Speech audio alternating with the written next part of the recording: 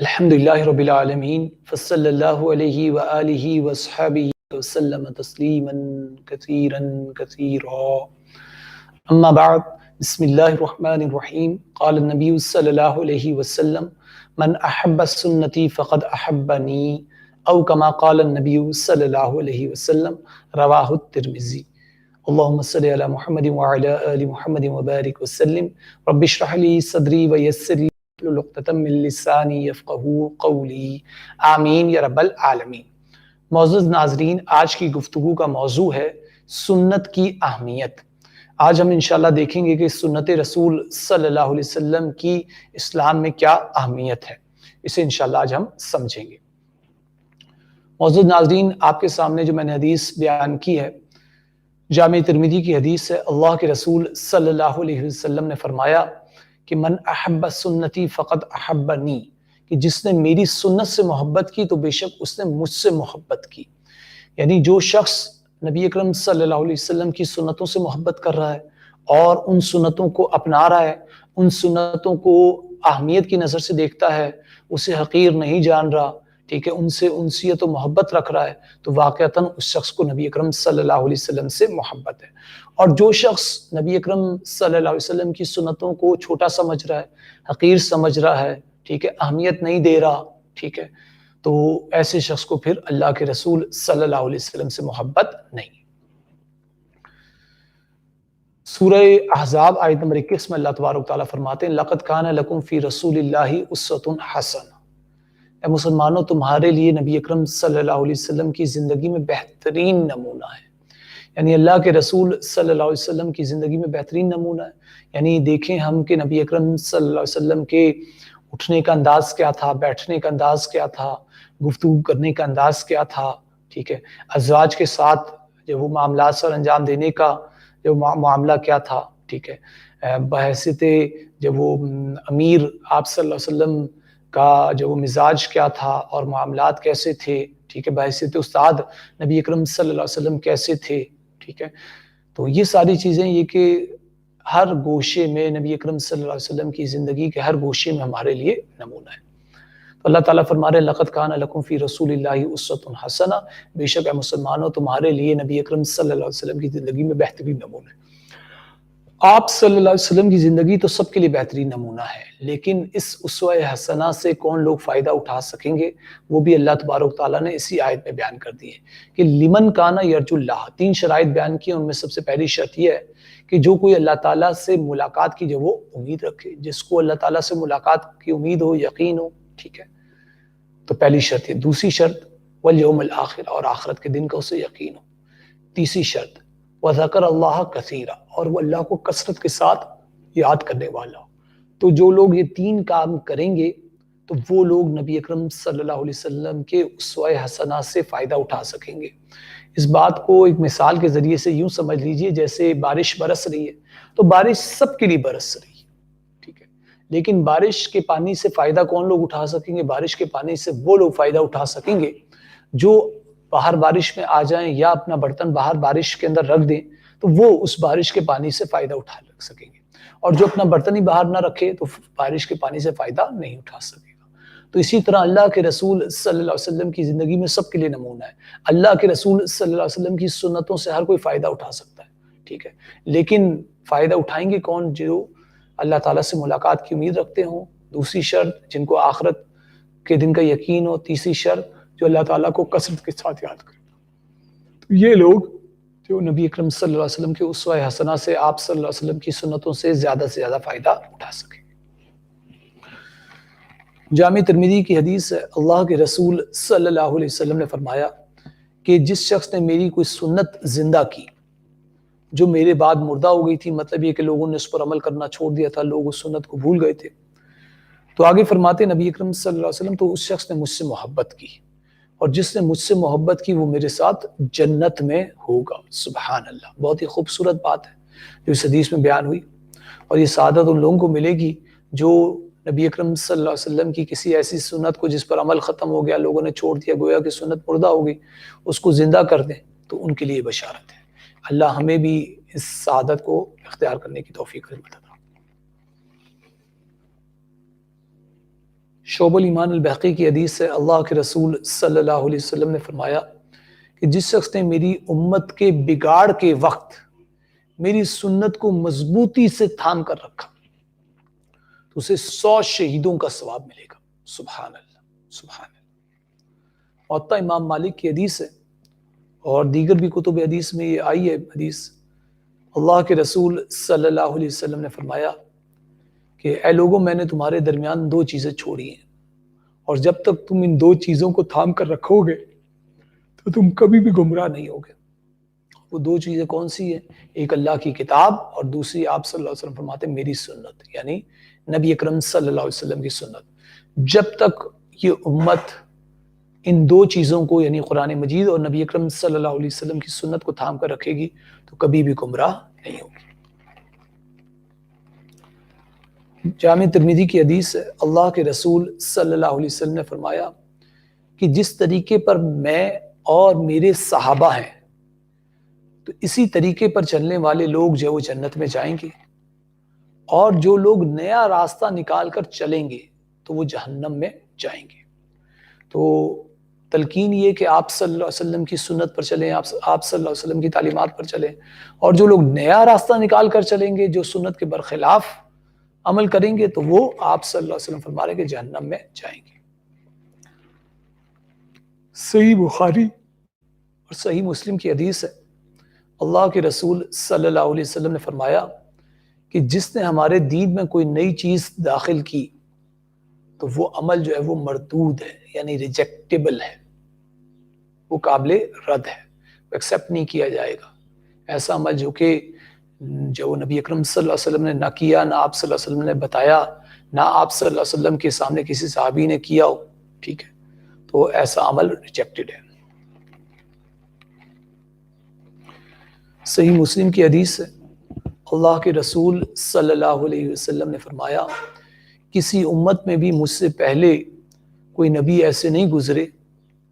مگر یہ کہ اس نبی کی امت میں کچھ ان کے حواری ہوتے تھے اور اصحاب ہوتے تھے جو ان نبی کی سنت کو جب وہ مضبوطی سے تھامتے تھے اور ان کی تعلیمات کی جب وہ اقتداء کرتے تھے، پھر ہوتا یہ تھا کہ جو لوگ بعد میں آنے والے ہوتے تھے وہ لوگ جو کچھ کہتے تھے وہ کرتے نہیں تھے، اور کرتے وہ لوگ وہ کام تھے جس کا انہیں حکم نہیں دیا گیا تھا۔ بس جو کوئی جہاد کرے گا ایسے لوگوں سے تو آپ صلی اللہ علیہ وسلم فرما رہے کہ وہ مومن ہوگا، اور جو کوئی اپنے ہاتھ سے ان لوگوں سے جہاد کرے گا تو وہ مومن ہوگا، اور جو کوئی ان لوگوں سے اپنی زبان سے جہاد کرے گا تو وہ مومن ہوگا، اور جو کوئی اپنے دل سے ان لوگوں سے جہاد کرے گا تو وہ مومن ہوگا۔ آگے فرماتے نبی اکرم صلی اللہ علیہ وسلم اسی حدیث میں، اور اس کے بعد تو رائی کے دانے کے برابر بھی ایمان نہیں ہے۔ یعنی ایمان کے 3 لیولز بیان ہوئے ہیں کہ اگر کوئی برا کام ہو رہا ہے تو اگر انسان کے پاس طاقت ہے تو ہاتھ سے روک دے، اگر اس کی ہمت نہیں ہے تو زبان سے منع کر دے، اگر زبان سے بھی ہمت نہیں ہے تو کم از کم برا جانے۔ اور یہ تو ایمان کا سب سے کمزور ترین درجہ ہے کہ انسان دل کے اندر کسی برائی کو برا جانے، یہ کمزور ترین درجہ ہے۔ اور اس کے بعد تو پھر یہ کہ حدیث میں بیان ہو گیا کہ اس کے بعد تو رائی کے دانے کے برابر بھی ایمان نہیں ہے۔ اللہ، تو کوشش ہمیں کرنی چاہیے کہ ہمیں جو ہے نا پہلے درجے پر نہیں تو کم از کم دوسرے درجے پر ہوں، کیونکہ اگر سبھی لوگ جب وہ برائی کے حوالے سے دل میں برا جاننا شروع کر دیں تو پھر منع کرنے والے لوگ کون ہوں گے؟ منع کرنے والا تو کوئی بھی نہیں ہوگا۔ اور دوسری بات یہ ہے کہ شیطان تو انسان کے نفس کے پیچھے لگا ہوا ہے،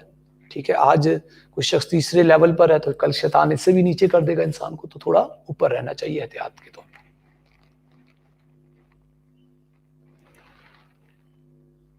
صحیح بخاری کی حدیث ہے، اللہ کے رسول صلی اللہ علیہ وسلم نے فرمایا، اپنے صحابہ سے کہا اور اہل ایمان سے کہا کہ میں تم سب سے پہلے حوض کوثر پر جب وہ پہنچ جاؤں گا، اور جو کوئی اس حوض پر پہنچے گا اگر اس نے اس حوض میں سے جب وہ مشروب پی لیا تو اسے کبھی جو وہ پیاس نہیں لگے گی۔ آپ صلی اللہ علیہ وسلم نے فرمایا کہ اس حوض پر میرے پاس کچھ لوگ آئیں گے،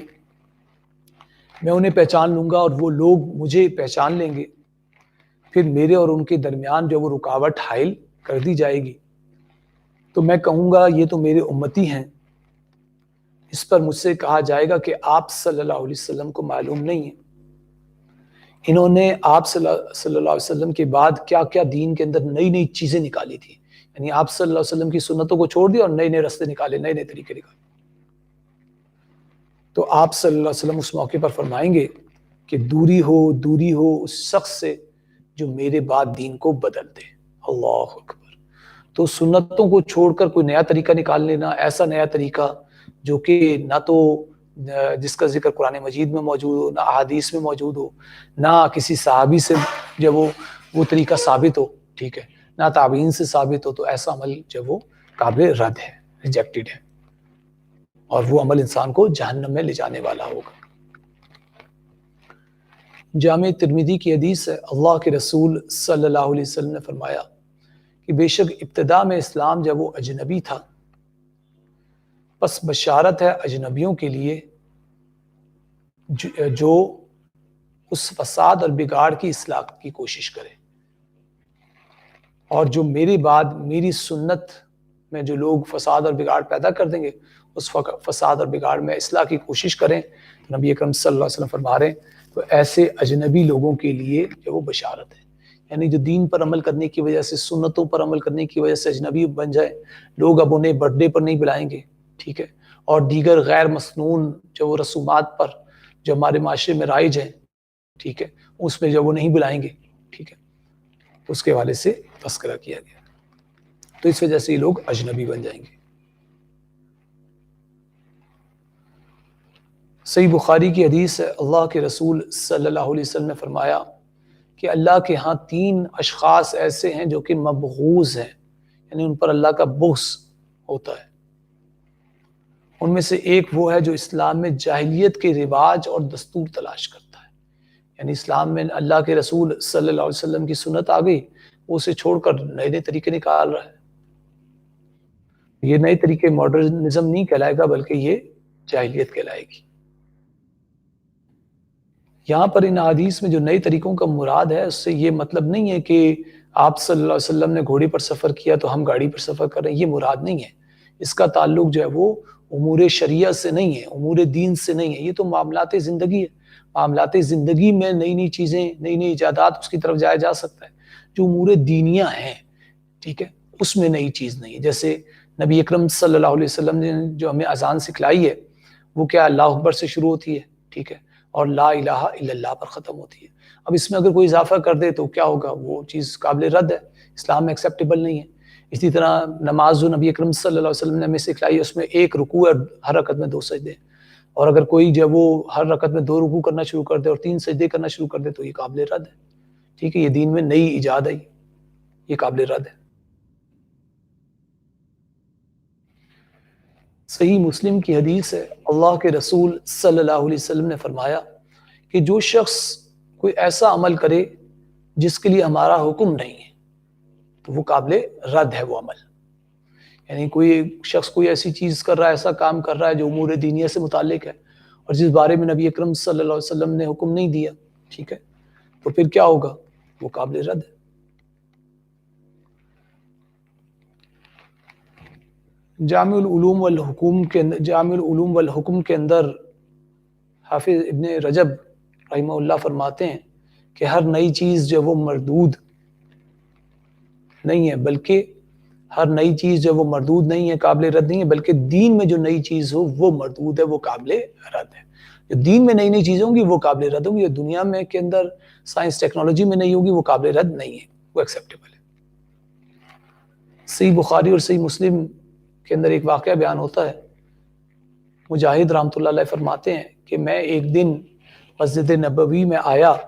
تو میں نے دیکھا کہ حضرت عبداللہ بن عمر رضی اللہ تعالی عنہ جو ہے حضرت عائشہ رضی اللہ تعالی عنہ کے حجرے کے قریب بیٹھے ہوئے تھے,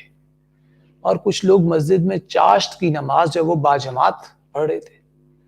تو ہم نے لوگوں کے بارے میں حضرت عبداللہ بن عمر رضی اللہ تعالی عنہ سے پوچھا, تو حضرت عبداللہ بن عمر رضی اللہ تعالیٰ عنہ نے فرمایا کہ یہ بدعت ہے. بدعت کہتے ہیں دین میں جو نیا کام اختیار کر لیا جائے جو نہ نبی اکرم صلی اللہ علیہ وسلم نے کیا نہ صحابہ نے کیا, تو وہ بدعت ہوتا ہے. حضرت عبداللہ بن عمر رضی اللہ تعالیٰ عنہ کے حوالے سے کا جو مندرجہ بالا فتویٰ ہے، اس کے حوالے سے جب وہ صحیح مسلم کی جو شرح ہے امام نووی رحمہ اللہ نے لکھی، اس میں امام نووی رحمۃ اللہ علیہ فرماتے ہیں کہ ابن عمر رضی اللہ تعالی عنہ کے اس قول سے مراد یہ تھا کہ چاشت کی نماز کو مسجد میں ظاہر کر کے پڑھنا، ٹھیک ہے، باجماعت پڑھنا اور اس کے لیے کوئی اجتماع مقرر کرنا، کوئی اہتمام کرنا، یہ چیز بدعت ہے۔ چاشت کی نماز بدعت نہیں، بلکہ اس کے لیے جو اہتمام کیا جا رہا ہے یہ بدعت ہے۔ اس کا ثبوت جب وہ حدیث سے، صحابہ کرام کے عمل سے نہیں ملتا۔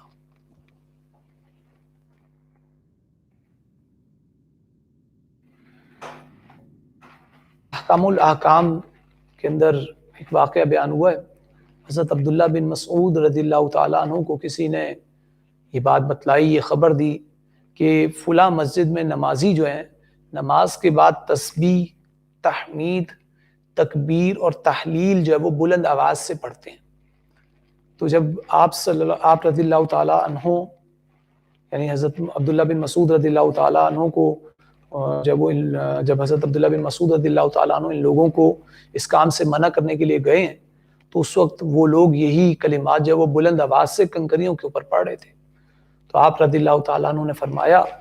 کہ تم لوگوں نے یہ کام کر کے ثابت کر دیا ہے کہ تم لوگ نبی اکرم صلی اللہ علیہ وسلم اور ان کے صحابہ سے بڑھ کر ہدایت یافتہ ہو، البتہ تم لوگوں نے بہت بڑی بدعت ایجاد کی ہے۔ کیا تم لوگ علم کے اندر نبی اکرم صلی اللہ علیہ وسلم اور صحابہ کرام رضی اللہ تعالیٰ عنہم سے بھی آگے بڑھ گئے؟ یہاں پر دیکھیں اس واقعے کے اندر کھلی وضاحت ہے کہ جو لوگ دین کے اندر امور دینیہ میں، امور شریعہ میں نئی چیزیں لا رہے ہیں، تو وہ لوگ یہ ثابت کرنے کی کوشش کر رہے ہیں کہ جو ہے نا نبی اکرم صلی اللہ علیہ وسلم سے ان کا علم معاذ اللہ زیادہ ہے یا صحابہ سے زیادہ ہے، معاذ اللہ۔ کتاب الاعتصام میں علامہ شاطبی رحمہ اللہ فرماتے ہیں کہ حضرت حذیفہ بن یمان رضی اللہ تعالیٰ عنہ جب وہ فرماتے ہیں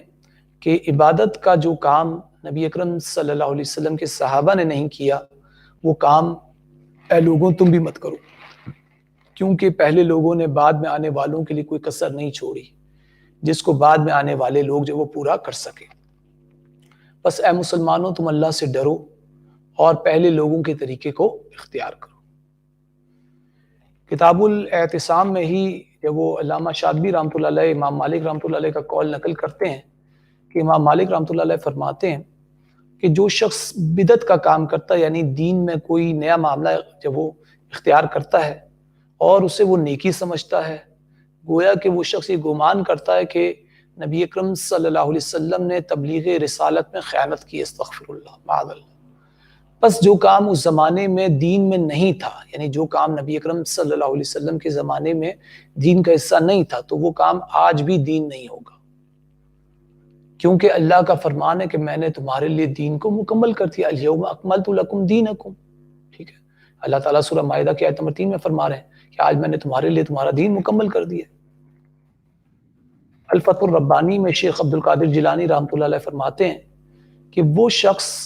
جو اپنے آقا کی خوشنودی سے محروم ہو تو وہ کام جو ہے وہ نہ کرے جس کا حکم اس کے آقا نے اسے جو وہ دیا ہے،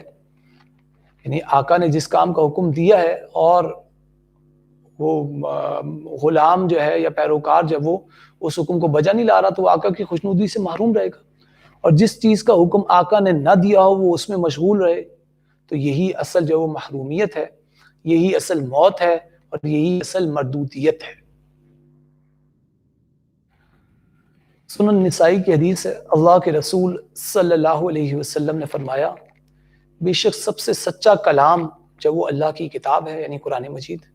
اور سب سے اچھا طریقہ جو ہے وہ محمد رسول اللہ صلی اللہ علیہ وسلم کا طریقہ ہے، اور وہ تمام کام برے ہیں جو دین میں نئے اختیار کر لیے جائیں، اور دین میں ہر نیا کام اختیار کرنا بدعت ہے،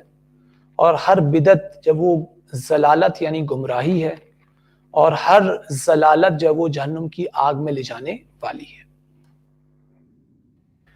سنن ابن ماجہ کی حدیث ہے، اللہ کے رسول صلی اللہ علیہ وسلم نے فرمایا اللہ تعالیٰ جو ہے وہ بدعتی شخص کا نہ روزہ قبول کرتے ہیں، نہ نماز قبول کرتے ہیں، نہ صدقہ قبول کرتے ہیں، نہ اس کا حج قبول کرتے ہیں، ٹھیک ہے، نہ اس کا جہاد قبول کرتے ہیں، نہ کوئی فرض عبادت اس کی قبول کرتے ہیں، اور نہ کوئی نفلی عبادت اس کی قبول کرتے ہیں۔ اللہ اکبر، استغفر اللہ، استغفر اللہ۔ یعنی جو شخص دین میں نیا کام اختیار کر لے، ٹھیک ہے، تو اس کی نہ نماز قبول ہے، نہ صدقہ، نہ حج، نہ جہاد، نہ کوئی فرض عبادت، نہ نفل عبادت، تو پیچھے رہا کیا پھر اس کے پاس؟ کچھ بھی نہیں رہا اس کے پاس۔ تو اللہ ہمیں اس بدعت کے انجام سے جو بچائے، اس بدعت کے جو عمل سے بھی بچائے۔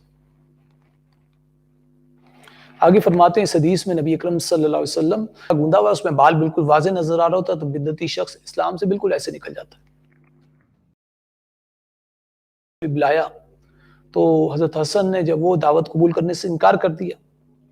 اور جب حضرت حسن سے پوچھا گیا اس بارے میں تو انہوں نے فرمایا کہ ہم نبی اکرم صلی اللہ علیہ وسلم کے زمانے میں جب وہ ختنے کے موقع پر جب وہ دعوت کے لیے نہیں بلائے جاتے تھے، ہمیں دعوت نہیں دی جاتی تھی، تو انہوں نے منع کر دیا۔ صحیح بخاری کی حدیث ہے، 3 اشخاص جو وہ نبی اکرم صلی اللہ علیہ وسلم کی ازواج کے پاس جو وہ آپ صلی اللہ علیہ وسلم کی عبادت کے متعلق جو وہ دریافت کرنے کے لیے آئے۔ یعنی نبی اکرم صلی اللہ علیہ وسلم جب وہ نفلی عبادت جب وہ کب کب کرتے تھے، کتنی کتنی تعداد میں کرتے تھے، اور جب حضرت عائشہ رضی اللہ تعالی عنہ نے انہیں جو نبی اکرم صلی اللہ علیہ وسلم کی عبادت کے متعلق جب وہ بتلا دیا، تو انہوں نے جب وہ ان 3 اشخاص نے اپنے لیے اس نفلی عبادت کی تعداد کو جو ذرا کم سمجھا، انہوں نے کہا ہم تو گناہ گار ہیں، خطا خار ہیں، ٹھیک ہے، تو اللہ کے رسول صلی اللہ علیہ وسلم تو انبیاء تو معصوم عن الخطا ہوتے ہیں، تو ہمارے لیے کم ہے۔ پھر ان میں سے جب وہ پھر انہوں نے کہا کہ ہم کہاں اور نبی اکرم صلی اللہ علیہ وسلم کہاں اور ہمیں ان سے کیا نسبت؟ تو پھر ان میں سے ایک شخص نے کہا کہ میں تو اب ہمیشہ جو وہ ساری رات جو وہ نماز پڑھوں گا، ٹھیک ہے، جاگا رہوں گا، نماز پڑھوں گا۔ دوسرے نے کہا میں ہمیشہ ہر روز جو وہ روزہ رکھوں گا۔ تیسرے نے کہا کہ میں جب وہ کبھی نکاح نہیں کروں گا، ٹھیک ہے، جب وہ مجرد جب وہ زندگی گزاروں گا، تنہا زندگی گزاروں گا تاکہ زیادہ سے زیادہ دین کے کام کر سکوں۔ اسی دوران جو وہ نبی اکرم صلی اللہ علیہ وسلم جو وہ تشریف لے آئے، اور پھر نبی اکرم صلی اللہ علیہ وسلم نے جب وہ لوگوں سے کہا کہ جن لوگوں نے یہ باتیں کہی تھی، ان سے کہا کہ خدا کی قسم اے لوگوں، میں تم لوگوں سے زیادہ اللہ سے جو وہ ڈرتا ہوں، اور تم لوگوں سے زیادہ میں اللہ کی نافرمانی سے بچنے کا خیال رکھتا ہوں۔ لیکن دیکھو میں کبھی نفلی نماز پڑھتا بھی ہوں اور کبھی نہیں بھی پڑھتا ہوں، کبھی میں نفلی روزہ رکھتا بھی ہوں اور کبھی نہیں بھی رکھتا ہوں، اور جب وہ میری جب وہ ازواج بھی ہیں، میں نے نکاح بھی کئی کیے ہوئے ہیں، بس جو کوئی میری سنت سے منہ موڑے گا تو اس کا مجھ سے کوئی تعلق نہیں۔ جو سنت سے انحراف کرے گا، کوئی نیا راستہ نکالے گا، تو پھر آپ صلی اللہ علیہ وسلم فرما رہے ہیں اس کا مجھ سے کوئی تعلق نہیں۔ مسند احمد کی حدیث ہے، حضرت عبداللہ بن مسعود رضی اللہ تعالیٰ عنہ فرماتے ہیں کہ نبی اکرم صلی اللہ علیہ وسلم نے فرمایا کہ ان قریب میرے بعد کہ وہ ایسے لوگ جو وہ والی بنیں گے، ٹھیک ہے، جو سنت کو مٹائیں گے اور بدعات پر عمل کریں گے، اور نمازوں کو ان کے اوقات سے جو وہ مؤخر کیا کریں گے۔ تو راوی نے پوچھا کہ اللہ کے رسول صلی اللہ علیہ وسلم جب میں ایسے لوگوں کو پاؤں تو کیا کروں؟ تو نبی اکرم صلی اللہ علیہ وسلم نے فرمایا اے ام عبد کے بیٹے، تم پوچھتے ہو کہ کیا کروں؟ بس ایسے شخص کی اطاعت نہیں ہے جو اللہ کا نافرمان ہو۔ مسند احمد کی حدیث ہے، اللہ کے رسول صلی اللہ علیہ وسلم نے فرمایا کہ جو قوم بھی کسی بدعت کو ایجاد کرتی ہے تو اسی مانند کوئی سنت جو وہ اٹھا لی جاتی ہے۔ بدعت کا نقصان یہ ہوتا ہے کہ بہت سارے نقصانات ہیں، اس میں سے بڑا اہم نقصان یہ کہ سنت پہ اٹھا لی جائے گی، امت سنت سے محروم ہو جائے گی۔ لہٰذا نبی اکرم صلی اللہ علیہ وسلم فرما رہے ہیں اس حدیث میں، لہٰذا تم لوگ سنت کو مضبوطی سے تھامو، اور سنت کو مضبوطی سے تھامنا جو وہ بدعت ایجاد کرنے سے بہتر ہے۔ مبارکہ اللہ کے رسول صلی اللہ علیہ وسلم نے فرمایا کہ جس نے بدعتی کی تعظیم کی تو اس نے اسلام کے گرانے میں اس کی مدد کی۔ عبرانی کی حدیث ہے، اللہ کے رسول صلی اللہ علیہ وسلم نے فرمایا کہ اللہ تعالیٰ بدعتی شخص کی توبہ بھی قبول نہیں کرتے ہیں جب تک کہ وہ بدعت کو چھوڑ نہ دے۔ استغفر اللہ، اللہ۔ تو محترم ناظرین، آج کی نشست میں ہم نے یہ دیکھا کہ دین اسلام میں سنت کی کیا اہمیت ہے، اور سنت کی اہمیت ہم نے یہ دیکھی کہ نبی اکرم صلی اللہ علیہ وسلم نے فرمایا جامع ترمذی کی حدیث میں کہ جس نے میری سنت سے محبت کی تو اس سے مجھ سے محبت کی، اور جامع ترمذی کی ایک اور حدیث میں آپ صلی اللہ علیہ وسلم فرماتے ہیں کہ جس نے کسی مردہ سنت کو زندہ کیا تو اس نے جو وہ نبی اکرم صلی اللہ علیہ وسلم سے محبت بھی کی اور وہ جنت میں آپ صلی اللہ علیہ وسلم کے ساتھ بھی ہوگا۔ اور بہقی کی حدیث میں ہم نے دیکھا کہ سنت کو تھامنے کی اہمیت کے ضمن میں کہ جو شخص جب وہ بگاڑ کے وقت نبی اکرم صلی اللہ علیہ وسلم کی سنت کو مضبوطی سے تھامے رکھے گا تو اسے 100 شہیدوں کا ثواب ملے گا۔ اللہ اکبر، سبحان اللہ۔ پھر ہم نے دیکھا کہ اگر سنتوں کو تھاما جائے تو نبی اکرم صلی اللہ علیہ وسلم نے گارنٹی دی ہے موطا امام مالک کی حدیث میں کہ ایسے لوگ جب وہ کبھی گمراہ نہیں ہوں گے، جو قرآن اور نبی اکرم صلی اللہ علیہ وسلم کی سنت دونوں کو تھام کے رکھیں گے تو کبھی گمراہ نہیں ہوں گے۔ پھر ہم نے اس کے مہلکات دیکھے، اگر سنت کو چھوڑیں گے، سنت کو چھوڑ کر کوئی نیا راستہ جب وہ اختیار کریں گے تو کیا ہوگا۔ جامع ترمذی کی حدیث میں نبی اکرم صلی اللہ علیہ وسلم نے فرمایا کہ جو نیا راستہ دین میں نکالیں گے وہ لوگ جہنم میں جائیں گے۔ اور صحیح بخاری کی حدیث میں ہم نے دیکھا کہ دین میں جو نیا کام ہے وہ کام جو وہ مردود ہے، ریجیکٹڈ ہے، قابل رد ہے۔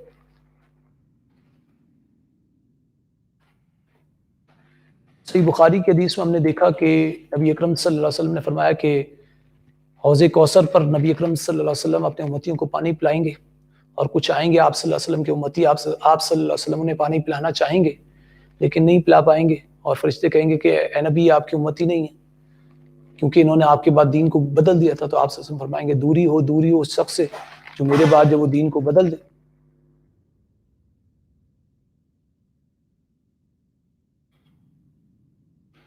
صحیح بخاری کے حدیث میں ہم نے دیکھا جو اسلام میں جاہلیت کے رواج اور دستور تلاش کرے، نئے نئے طریقے کرے، تو وہ ایسے لوگوں کو نبی اکرم صلی اللہ علیہ وسلم نے فرمایا کہ ایسے لوگ اللہ کے ہاں محفوظ ہیں۔ پھر ہم نے صحابہ کے واقعات دیکھے، صحیح بخاری اور صحیح مسلم کی حدیث میں حضرت عبداللہ بن عمر رضی اللہ تعالیٰ عنہ کا ہم نے واقعہ دیکھا کہ انہوں نے مسجد میں کچھ لوگوں کو چاش کی نماز باجماعت ادا کرتے ہوئے دیکھا اہتمام کے ساتھ، انہوں نے کہا کہ یہ چیز آپ صلی اللہ علیہ وسلم سے ثابت نہیں ہے، لہٰذا یہ کام جو وہ بدعت ہے۔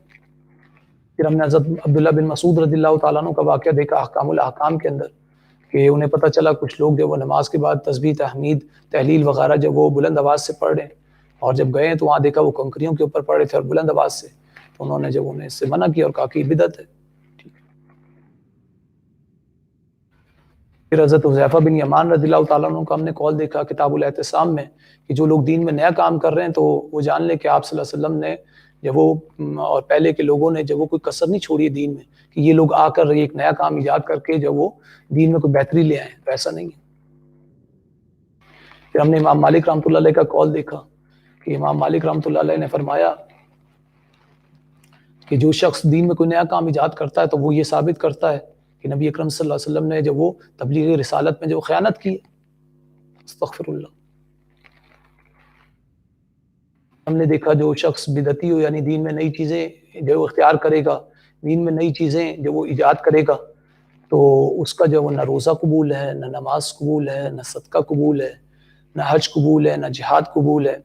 نہ کوئی فرض عبادت قبول ہے، نہ کوئی نفل عبادت قبول ہے۔ اللہ اکبر، استغفر اللہ۔ تو پھر پیچھے رہا کیا اس کے پاس؟ کچھ بھی نہیں رہا۔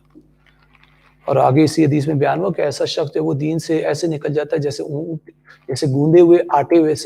سے بال نکل جاتا ہے۔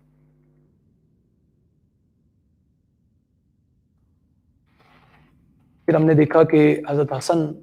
کو جب وہ ختنے کے دعوت پر بلایا گیا تو انہوں نے انکار کر دیا، انہوں نے کہا کہ یہ چیز جو وہ ثابت نہیں ہے، ٹھیک ہے، تو انہوں نے انکار کر دیا۔ پھر ہم نے دیکھا کہ صحیح بخاری کی حدیث کی روشنی میں کہ 3 اشخاص نبی اکرم صلی اللہ علیہ وسلم کے پاس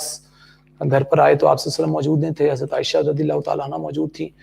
انہوں نے حضرت عائشہ سے نبی اکرم صلی اللہ علیہ وسلم کی عبادات کے متعلق جو دریافت کیا، جو کچھ حضرت عائشہ رضی اللہ تعالیٰ عنہ نے دیکھا تھا آپ صلی اللہ علیہ وسلم کی عبادات کے متعلق وہ بیان کر دیا۔ ان لوگوں کو کم لگا تو ان میں سے ایک نے کہا کہ میں جب وہ ساری رات ہمیشہ عبادت کروں گا، ہر روز جاگوں گا عبادت کے لیے۔ دوسرے نے کہا میں ہر روز روزہ رکھوں گا۔ تیسرے نے کہا میں کبھی شادی نہیں کروں گا۔ تو آپ صلی اللہ علیہ وسلم نے منع فرما دیا اور فرمایا آپ صلی اللہ علیہ وسلم نے فرمایا کہ جو شخص میری سنت سے منہ موڑے گا تو اس کا مجھ سے کوئی تعلق نہیں۔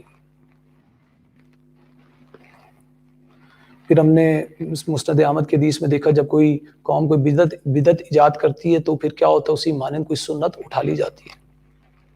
پھر ہم نے دیکھا مشکات کی حدیث کی روشنی میں کہ جس شخص نے کسی بدعتی کی تعظیم کی تو اس نے اسلام کے گرانے میں اس کی مدد کی۔ پھر آخر میں ہم نے جب وہ طبرانی کی حدیث دیکھی کہ اللہ تعالیٰ بدعتی شخص کی جو وہ توبہ بھی جو وہ اس وقت تک قبول نہیں کرتے جب تک کہ وہ بدعت کرنا چھوڑ دے۔ تو اللہ تعالیٰ سے دعا ہے کہ اللہ تعالیٰ ہمیں سنت کو سمجھنے کی، اس کی اہمیت، اس کی قدر و قیمت جاننے کی توفیق اور ہمت عطا فرمائے، اور سنت کو مضبوطی سے تھامنے کی توفیق اور ہمت عطا فرمائے، اور دین میں جو نئے کام ہیں جو امور دینیہ سے متعلق ہیں، ٹھیک ہے، نماز، روزہ، حج، زکوٰۃ وغیرہ جتنے بھی امور دینیہ ہیں ان سے متعلق ہیں، اس میں ہمیں سنت پر اکتفا کرنے کی توفیق اور ہمت عطا فرمائے، اور بدعات سے اجتناب کرنے کی توفیق اور ہمت عطا فرمائے۔ اقول قولی ھذا واستغفر اللہ لی ولکم ولسائر المسلمین والمسلمات۔ السلام علیکم۔